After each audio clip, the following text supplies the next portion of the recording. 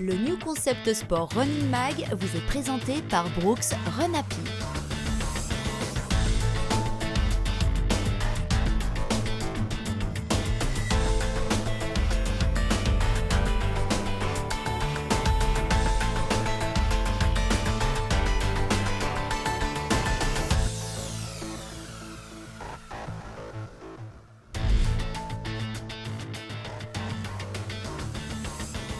Le semi-marathon de Genève s'est plutôt bien déroulé le 8 mai dernier, mais sans notre ami David. Et oui, souvenez-vous, une chute à scooter l'avait mis sur le flanc et il avait entamé avec son coach une course contre la montre pour être rétabli le jour J. Il a finalement manqué quelques jours pour que le genou de David soit apte au service. Et dans ces cas, pas trop le choix.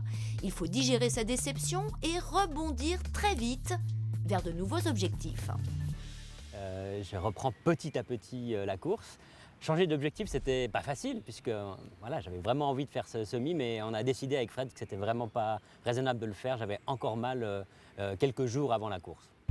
Le nouvel objectif de David, c'est le semi-marathon de la côte qui se déroulera en septembre prochain. D'ici là, il faut replanifier les choses, à commencer par la reprise après la blessure. Une équation à laquelle n'importe quel coureur est confronté un jour ou l'autre. Pour la reprise de l'entraînement après la blessure, on ne va pas essayer de rattraper le temps perdu. C'est illusoire, on va maintenir les 3 séances par semaine avec une endurance sur la graisse à la marche, une séance dite d'endurance active, 3 fois 20 minutes à l'allure semi et une séance de renforcement musculaire.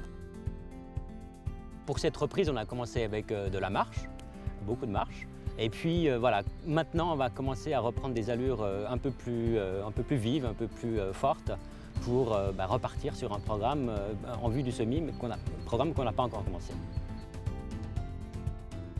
En attendant le nouvel objectif du semi-marathon, on a décidé de faire un 10 km. Meigné, je me réjouis, c'est un nouveau parcours que j'ai jamais fait sur 10 km. J'espère pouvoir là miser sur le travail qu'on a fait cet hiver ensemble avec Fred.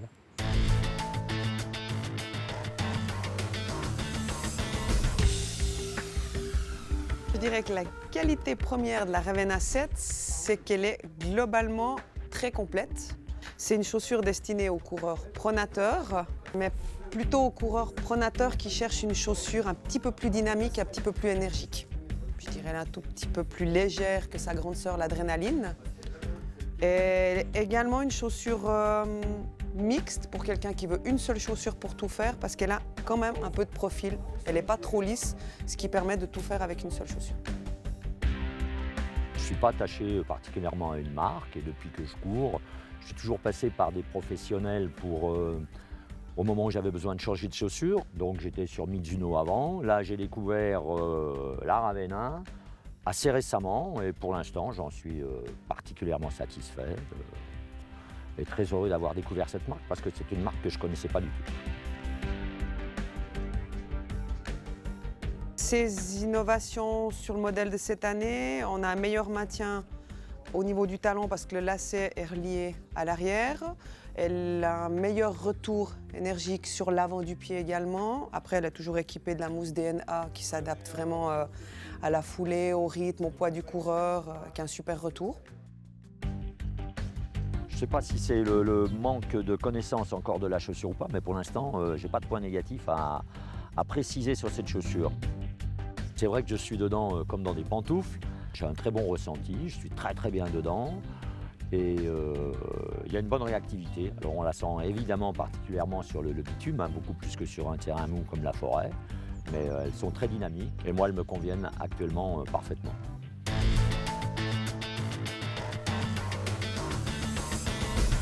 Nous avons presque tous ressenti un jour ou l'autre en courant une douleur abdominale transitoire liée à l'effort.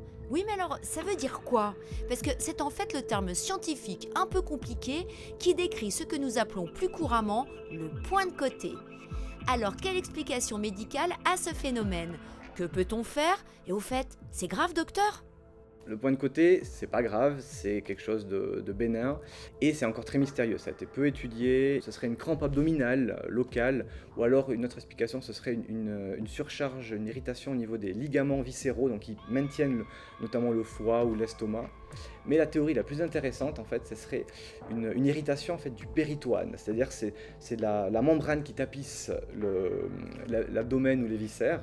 Et en fait, il y aurait une irritation, un frottement entre la couche interne et externe, ce qu'on appelle le péritoine pariétal et le péritoine viscéral. Et ce frottement, lors de l'effort, notamment lors de la rotation du tronc, ferait que la douleur apparaîtrait justement dans des localisations précises et propres à chacun. Le fait de boire ou de manger un grand volume de boissons ou de nourriture dans les minutes ou dans les heures avant un effort rend plus fréquent en fait, l'incidence du point de côté. Et donc il est important, on conseille souvent de prendre des petites quantités régulièrement de boissons ou de nourriture, que ce soit avant ou pendant l'effort. Après, il y a une notion aussi importante, c'est le balancement du tronc. On sait que les gens qui ont des plus grands balancements du tronc, que ce soit en rotation ou verticale, augmenteraient leur fréquence de point de côté. Et donc, on dit à ces gens d'essayer, au niveau de leur technique, d'être plus droit, mais surtout en fait, d'avoir un meilleur gainage, en fait, de renforcer vraiment la musculature du tronc abdominal, et ça limiterait le point de côté.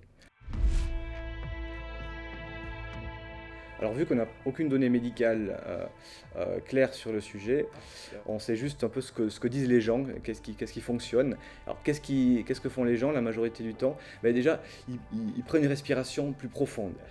Et ça, le fait de réguler cette respiration permettrait de calmer. Mais en fait, on n'en sait rien, c'est propre à chacun. Chacun doit tester un peu sa technique pour stopper le point de côté.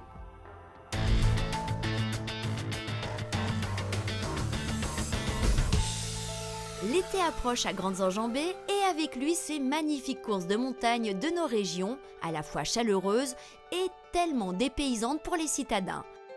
Nous avons choisi de vous présenter ce mois-ci nos 2 coups de cœur. 2 épreuves qui ne sont pas forcément les plus connues, mais qui, expérience faite, ont un tel cachet qu'elles laissent un souvenir inoubliable. Ces 2 courses, ce sont le Tour des Alpages à Anzère, qui aura lieu le 16 juillet prochain, et le Super Trail du Bar-Latais les 19 et 20 août dans les régions du Pays d'en Haut et des Ormonts. Le Tour des Alpages est un parcours très accessible de 17 km pour à peine 570 mètres de dénivelé total. Bucolique, agréable et vraiment idéal pour une première approche, tout en douceur de la course en montagne. Les marcheurs et marcheurs nordiques sont également les bienvenus et il y a même une course pour enfants sur 850 mètres. L'un des vrais bonus du Tour des Alpages, c'est son ambiance particulière et bien valaisanne sur la place du village à Anzère. Mais attention, inscrivez-vous vite car le nombre de participants est limité à 2000. Nous vous avions déjà présenté le Super Trail du Bar-Latais l'an passé et c'est vraiment une course que l'on adore. Le Bar-Latais, c'est d'abord des parcours d'une incroyable beauté dans une région qui reste encore peu connue, l'Étiva et les Diablerets. Le Bar-Latais, c'est aussi un super trail exigeant de 87 km, un trail découverte de 24 km et 1350 mètres de dénivelé, un parcours intermédiaire de 46 km, ainsi que des courses courtes pour les enfants. Le Bar-Latais, c'est enfin une bande de bénévoles fantastiques qui se dépensent sans compter pour accueillir les coureurs et faire découvrir leur si belle région. C'est vraiment la course idéale pour une escapade inédite de fin de semaine.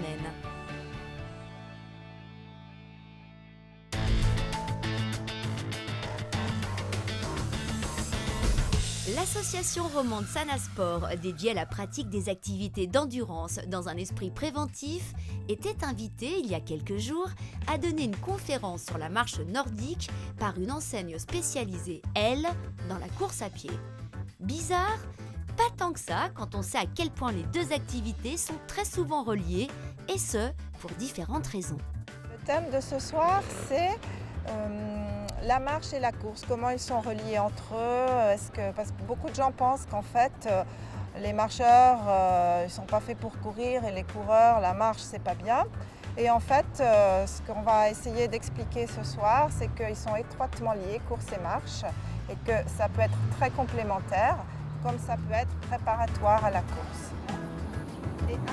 Je suis une coureuse de longue distance, je fais surtout des trails en montagne, mais aussi des marathons. Je cours depuis 9 ans et depuis une année, je me suis blessée et depuis, je ne peux pas tellement courir, je cours, je marche. Et je suis venue à ce stage de Sanasport pour apprendre une bonne utilisation de bâtons. La marche avec les bâtons ne s'improvise pas. C'est vrai qu'on aurait tendance à vouloir prendre une paire de bâtons et aller marcher, ce qui est déjà bien. D'aller marcher, c'est déjà une bonne chose. Mais finalement, pour nous, l'idéal, c'est de pouvoir montrer aux gens comment optimiser l'usage des bâtons, parce qu'il faut savoir qu'avec une bonne technique, on fait travailler 80% de la musculature du corps. Et grâce à Sanasport, justement, j'ai pu m'entraîner comment l'utiliser comme il faut. Quand on mélange marche et course, en introduisant progressivement la course, la marche est vraiment nécessaire pour tout coureur qui se blesse ou qui veut revenir à sa forme initiale. Et ce qui est bien dans le Nordic Walking, c'est qu'en fait, même si vous êtes sous-entraîné, c'est un sport où vous pouvez tout de suite progresser assez rapidement.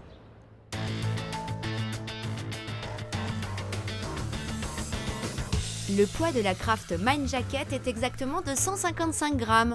On est donc plutôt proche des 200 grammes et il fallait répondre C à la question du mois passé. C'est ce qu'ont fait Noémie Grandjean de Montier-Mornay et Christophe Knopf de Wisternan. Ce mois-ci, nous vous proposons de gagner une montre GPS Garmin Fenix 3 HR d'une valeur de 519 francs. Il vous suffit de répondre à la question suivante. Quelle est la spécificité de la Garmin Fenix 3 HR ? A. Son capteur de fréquence cardiaque au poignet. B. Son écran tactile. C. Sa couleur pétante. Envoyez dès maintenant votre réponse avec vos coordonnées complètes à l'adresse mag@ncsport.ch.